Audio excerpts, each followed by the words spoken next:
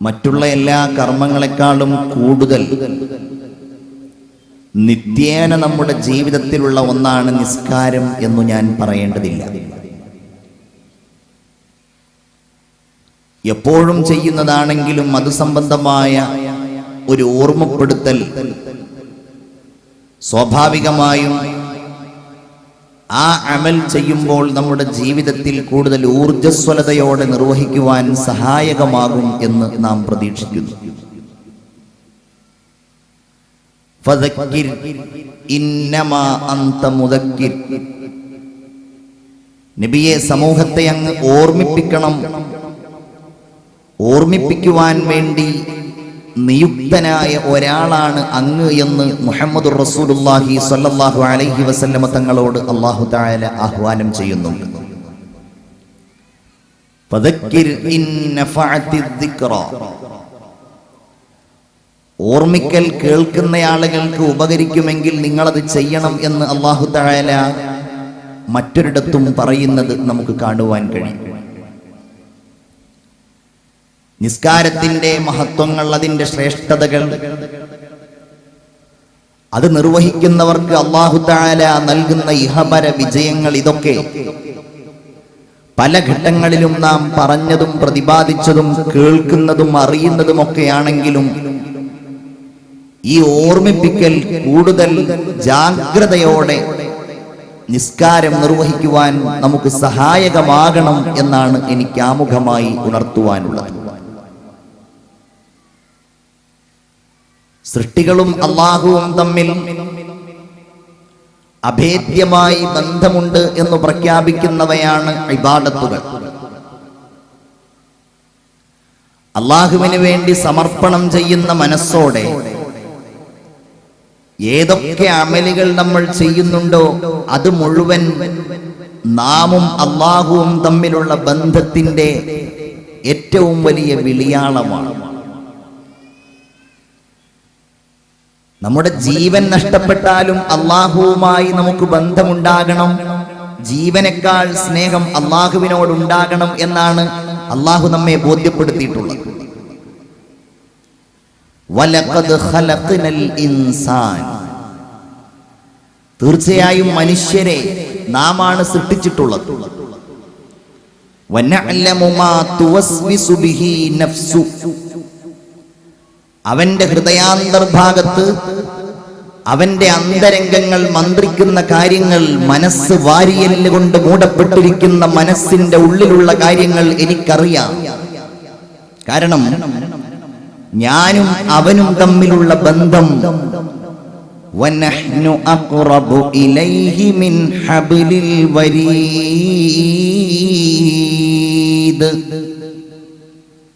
മനുഷ്യന്റെ ജീവനെയും അവനെയും ബന്ധിപ്പിക്കുന്ന കണ്ടനാടിയേക്കാൾ അവനോട് ചേർന്നവനാണ് നാം എന്നാണ് അല്ലാഹു പറയുന്നത്.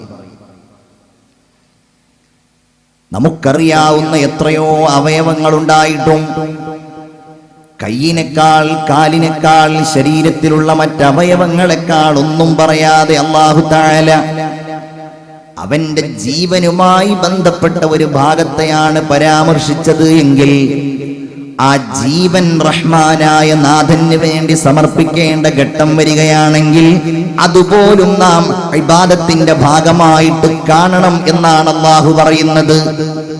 അങ്ങനെയുള്ള നാം ഓരോരുത്തരും നമ്മുടെ സമയവും സന്ദർഭങ്ങളും എല്ലാ പ്രധാനപ്പെട്ട നമ്മുടെ മുഹൂർത്തങ്ങളും നിസ്കാരം എന്ന ഈ ഇബാദത്തിന് വേണ്ടി ചെലവഴിക്കാൻ ഏറെ ബാധ്യതയുള്ളവരാണ്. സത്യത്തിൽ നമ്മെ ഇങ്ങനെ ഒരു സമൂഹമാക്കി നിലനിർത്തുന്നതിൽ നിസ്കാരത്തിനുള്ള പങ്ക് ഒരിക്കലും ചെറുതല്ല. ഈ ഒരു അമൽ ഇല്ലായിരുന്നുവെങ്കിൽ കേവലം ഒരു പരന്നു കിടക്കുന്ന സമൂഹമായി മുസ്ലിം സമൂഹം മാറുമായിരുന്നു. അസ്വലാ എന്ന ഈ കർമ്മം ഉള്ളത് കൊണ്ട് മാത്രമാണ് നമുക്കിങ്ങനെ ഒരുമിക്കുവാൻ കഴിയുന്നത്.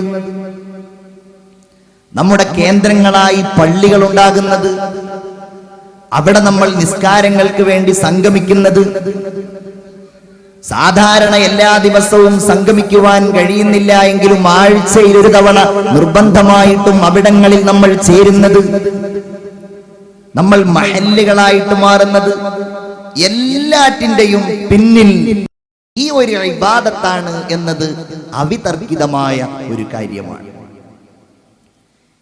ഇത് സജീവമായി മനസ്സിന്റെ ശരീരത്തിന്റെ ഓരോ രോമകൂപങ്ങളുടെയും ആവേശമായി ആനന്ദമായി നിർവഹിക്കുവാൻ നമുക്ക് സാധ്യമാകുമ്പോഴാണ് ഞാനും നിങ്ങളും പരിപൂർണ വിശ്വാസികളായി മാറുന്നത്.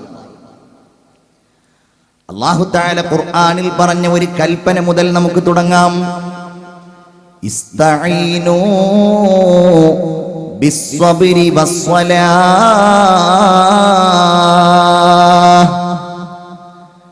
ഭൗതികമായ എല്ലാ പ്രതിസന്ധികളിലും പാരത്രികമായി നിങ്ങൾക്ക് ലഭിച്ചേക്കാവുന്ന എല്ലാ വിഹ്വലതകളിലും രാജാതിരാജനായ അല്ലാഹു തമ്പുരാനിൽ നിന്ന് നിങ്ങൾ സഹായം തേടേണ്ടത് രണ്ട് ഉപാധികൾ ഉപയോഗിച്ചുകൊണ്ടാണ്. ആ ഉപാധികൾ രണ്ടും നിങ്ങൾക്ക് നിത്യേന പ്രാവർത്തികമാക്കുവാൻ ജീവിതത്തിൽ കൊണ്ടുവരാൻ കഴിയുന്ന കാര്യങ്ങളാണ്. ഏതാണത്? ബിസ്സബ്രി വസ്സലാഹ്. ഒന്ന് ക്ഷമയാണ്, മറ്റൊന്ന് നിസ്കാരമാണ്. എല്ലാ പ്രതിസന്ധികളിലും എല്ലാ അമലുകളിലും എല്ലാ തെറ്റുകുറ്റങ്ങളോടുള്ള താല്പര്യങ്ങളിലും നിങ്ങൾ വിട്ടുനിന്ന് നിങ്ങളുടെ ജീവിതം നിങ്ങൾ നയിക്കേണ്ടത് ബിസ്സബ്രി, ഒന്ന് ക്ഷമയോടുകൂടെയാണ്. വലിയ ഒരാഹ്വാനമാണ് അല്ലാഹു തആല ഈ വാക്കിലൂടെ പറയുന്നത്. കാരണം ഇബാദത്ത് ചെയ്യണമെങ്കിൽ ഏറ്റവും അനിവാര്യമായ ഒരു സവിശേഷതയാണ് ഒരു മനുഷ്യൻ ക്ഷമാലുവായി മാറുക എന്നത്. അവൻ ക്ഷമിക്കേണ്ടത് കേവലം പ്രതിസന്ധികളിലും വേദനകളിലും രോഗങ്ങളിലും മാത്രമല്ല. മഹാനായ ഇമാം ഗസാലി റളിയല്ലാഹു തആല അൻഹു ക്ഷമയുടെ ഭാഗങ്ങൾ വിശകലനം ചെയ്യുമ്പോൾ ഇബാദത്തുമായി ബന്ധപ്പെട്ട ക്ഷമകളെ സവിസ്തരം പ്രതിപാദിക്കുന്നുണ്ട്. കാരണം പ്രഭാതത്തിൽ എഴുന്നേൽക്കണമെങ്കിൽ അവന്റെ ശരീരത്തെ അവൻ വളരെയധികം മെരുക്കിയെടുക്കണം. തണുത്ത വെള്ളത്തിൽ വുളൂ ചെയ്യണമെങ്കിൽ ആ സമയത്ത് ഉറക്കെല്ലാം മാറ്റിവെച്ചുകൊണ്ട് നിസ്കാരപ്പായയിലേക്ക് എത്തണമെങ്കിൽ ആ സമയത്ത് ഭയഭക്തിയോടുകൂടെ അല്ലാഹുവിലേക്ക് തിരിഞ്ഞുകൊണ്ട് നിസ്കരിക്കണമെങ്കിൽ എല്ലാറ്റിനും അനിവാര്യമായ ഒന്നാണല്ലോ ക്ഷമ.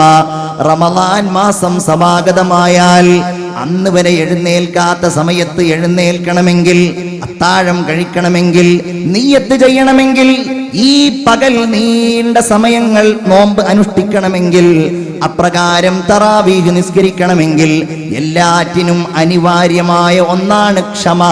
അതുണ്ടെങ്കിൽ മാത്രമേ നിങ്ങൾക്ക് അല്ലാഹു തആല സ്വർഗം നൽകുകയുള്ളൂ. ഇന്നമാ യുവഫസ്വാബിറൂന അജ്റഹും ബിഗൈരി ഹിസാബ്. കണക്കില്ലാത്ത പ്രതിഫലം അല്ലാഹു തആല നിങ്ങൾക്ക് നൽകണമെങ്കിൽ നിങ്ങളുടെ ഹൃദയം ആ ക്ഷമയുള്ള ഹൃദയമാകണം. അല്ലാഹുവിന്റെ റസൂൽ സ്വല്ലല്ലാഹു അലൈഹി വസല്ലം ഒരു ഖുദ്സിയായ ഹദീസിലൂടെ നമ്മോട് പറഞ്ഞതും ഞാൻ ഓർമ്മിപ്പിക്കുകയാണ്. മല്ലം യർള ബിഖലാഇ വലം യസ്ബിർ അലാ ബലാഇ. എന്റെ വിധി ആരെങ്കിലും ഏറ്റെടുക്കാൻ തയ്യാറായിട്ടില്ലെങ്കിൽ, ഞാൻ നൽകുന്ന പരീക്ഷണങ്ങൾ ക്ഷമാപൂർവം തരണം ചെയ്യാൻ ആരെങ്കിലും തയ്യാറായിട്ടില്ലെങ്കിൽ, അവൻ എന്റെ ഭൂമിയിൽ നിന്ന് പുറത്തു പോയിക്കൊള്ളട്ടെ, അവനല്ലാത്ത നാഥനെ തേടിക്കൊള്ളട്ടെ, ഞാനല്ലാത്ത റബ്ബിനെ അവൻ തേടിക്കൊള്ളട്ടെ എന്നെല്ലാം അല്ലാഹു തആല നമ്മെ ബോധ്യപ്പെടുത്തുകയാണ്. അങ്ങനെ ക്ഷമിച്ചുകൊണ്ടാകണം നിങ്ങൾ അല്ലാഹുവിന്റെ ഇഹപര വിജയത്തിന് വേണ്ടിയുള്ള സഹായങ്ങൾ അഭ്യർത്ഥിക്കുന്നത്. അല്ലാഹു അതിന് നമുക്ക് തൗഫീഖ് നൽകുമാറാകട്ടെ. നമ്മളൊക്കെ അത് വളരെ കുറഞ്ഞവരാ. ക്ഷമയും സഹനവും ഒന്നാമതായി നമുക്ക് വേണ്ടത് ഈ ഇബാദത്തിന് വേണ്ടിയാണ്. ഏതായാലും ഞാനത് വിശദീകരിക്കുകയല്ല. രണ്ടാമതായി അല്ലാഹു തആല പറയുന്നത് വസ്സലാഹ്. നിസ്കരിച്ചുകൊണ്ടാകണം നിങ്ങൾ പ്രതിസന്ധികളെ തരണം ചെയ്യേണ്ടത്. ഐഹികമായ എല്ലാ പ്രതിസന്ധികളിൽ നിന്നും നിങ്ങൾക്കുള്ള രക്ഷ നിസ്കാരത്തിൽ അഭയം പ്രാപിക്കലാണ്. അള്ളാഹുവിന്റെ റസൂലിന് ജീവിതത്തിൽ എന്തെങ്കിലും വിഹ്വലതയുണ്ടാകുമ്പോ, എന്തെങ്കിലും പ്രയാസമുണ്ടാകുമ്പോ അവിടുന്ന് നിസ്കാരത്തിലേക്ക് അഭയം പ്രാപിക്കുമായിരുന്നുവെന്ന് ഹദീസിൽ നമുക്ക് കാണുവാൻ കഴിയും. കാനൻ നബിയ്യു സ്വല്ലല്ലാഹു അലൈഹി വസല്ലം ഇദാ ഫസിഅഹു അംറുൻ നിസ്കരിക്കാൻ വേണ്ടി അവിടുന്ന് തയ്യാറാകുമായിരുന്നു. ചരിത്രത്തിൽ കാണുവാൻ നമുക്ക് സാധ്യമാകുമല്ലോ, മഴയില്ലാതെ ജനങ്ങൾ വല്ലാതെ ക്ഷാമത്തിലായി കഴിഞ്ഞാൽ, തോടുകളും പാടങ്ങളും പറമ്പുകളും വറ്റിക്കഴിഞ്ഞാൽ, മൃഗങ്ങളും പക്ഷികളും പറവകളും ഒരു തുള്ളി വെള്ളത്തിന് വേണ്ടി കേണുകൊണ്ടിരിക്കുന്ന സാഹചര്യം വന്നാൽ അള്ളാഹുവിന്റെ റസൂൽ സ്വല്ലല്ലാഹു അലൈഹി വസല്ലമ തങ്ങൾ അവിടെ നിസ്കരിക്കുവാനും സ്വലാത്തുൽ ഇസ്തിസ്ഖാ എന്ന പേരിൽ നിസ്കാരം നിർവഹിക്കുവാനും നമ്മോട് ആഹ്വാനം ചെയ്യുകയാണ്. ഹദീസിൽ നമുക്ക് കാണുവാൻ കഴിയും, അങ്ങനെ മഴ പെയ്തു, വലിയ കാറ്റടിച്ചു.